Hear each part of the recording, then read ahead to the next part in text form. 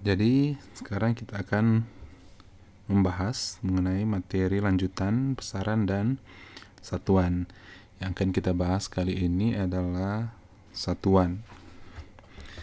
Tapi sebelum itu telah kita pelajari di video sebelumnya pengertian dari besaran. Jadi besaran adalah segala sesuatu yang dapat diukur dan memiliki nilai. Jadi seperti yang telah kita pelajari sebelumnya, syarat sesuatu itu disebut besaran. Pertama, dia harus dapat diukur. Kedua, dia harus memiliki nilai. Jadi setelah diukur harus mendapatkan hasil berupa nilai. Nah, salah satu contoh besaran adalah panjang. Nah, apakah panjang ini dapat diukur? Dapat dengan menggunakan mistar, meteran, dan lain-lain. Nah, contoh misalnya panjang meja. Setelah kita ukur, pasti kita akan mendapatkan hasil berupa angka, misalnya 200 cm. Nah, 200 ini yang disebut dengan memiliki nilai, yaitu 200 cm. Nah, sekarang kita akan mencari tahu apa pengertian dari satuan. Jadi apa ini satuan? Nah, untuk memahaminya, misalkan di depan kita ada sebuah meja. Jadi terdapat sebuah meja. Nah, bagaimana kita mengukurnya? Jika kita tidak memiliki meter atau mistar. Nah, caranya banyak cara. Bisa kita menggunakan jengkal atau ada benda-benda di sekitar kita, misalnya pensil. Misalnya kita menggunakan pensil. Jadi pensil ini kita bisa gunakan untuk mengukur panjang meja. Caranya dengan membuat pensil ini diurutkan dari ujung meja ke ujung yang lain. Misalnya dari ujung A ke ujung B. Jadi dengan cara pensil ini seakan-akan disambung-sambung sampai tiba di ujung B.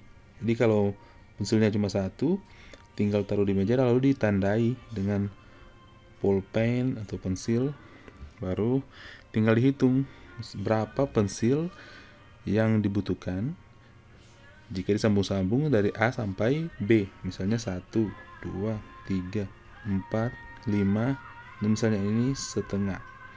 Maka kita bisa mengetahui panjang meja itu sama dengan 5,5 kali panjang pensil.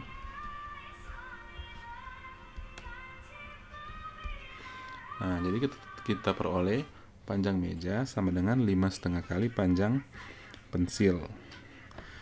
Jadi untuk membuat meja yang sama panjang dengan ini, kita bisa ukur dengan menyambung-nyambungkan pensil sebanyak 5,5 sehingga diperoleh panjang meja sama dengan panjang meja sebelumnya. Nah, panjang pensil ini itu dinamakan pembanding.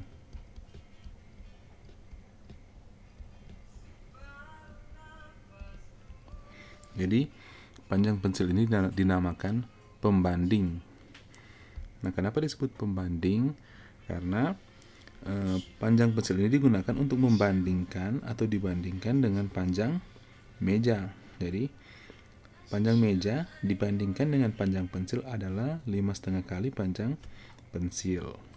Nah, panjang pembanding inilah yang disebut dengan istilah satuan. Jadi apakah satuan ini?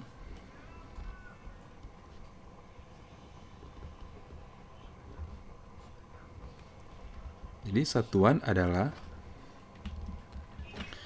pembanding dalam pengukuran.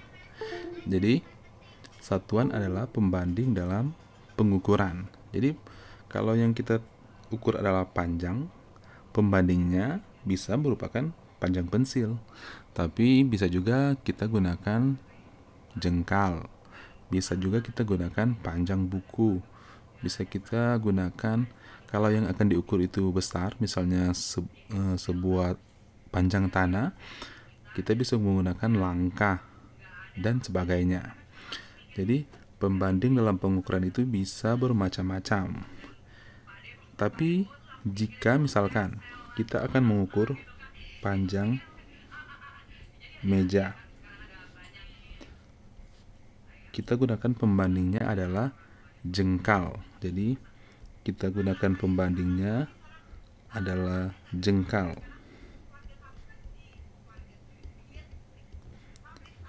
Ada masalah yang muncul jika kita gunakan jengkal.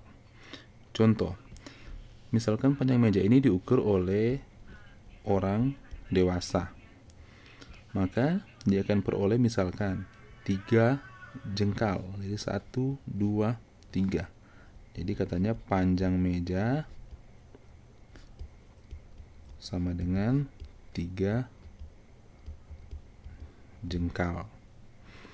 Nah, sekarang bagaimana kalau diukur oleh anak kecil? Nah, karena anak kecil